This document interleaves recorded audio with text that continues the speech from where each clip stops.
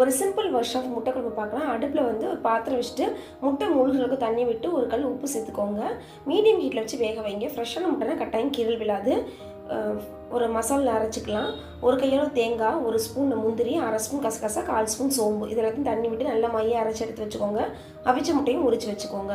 அடுப்பில் கடாய் வச்சுட்டு ஒரு கரண்டி மட்டும் கடலை எண்ணெய் சேர்த்துட்டு கடுகு, உளுந்தம்பருப்பு, கருவேப்பிலை, சின்ன வெங்காயம் போட்டு தாளிச்சுக்கோங்க. இது கூட வந்து ஒரு ஸ்பூன் உப்பு, அரை ஸ்பூன் மஞ்சள் தூள், ஒரு ஸ்பூன் மிளகாய் தூள், 1/2 ஸ்பூன் குழம்பு பொடி, அவ்வளோதான். எண்ணெயில் லைட்டாக வதக்கி விட்டுட்டு அரைச்ச மசால் கொஞ்சம் தண்ணி, ஒரு டம்ளர் போல் தண்ணி விட்டு நல்லா கொதிக்க விட்டுருங்க. கொதி வந்தோடனே வேக வச்ச முட்டையை வந்து 2ஆக கீறி சேர்த்துக்கோங்க.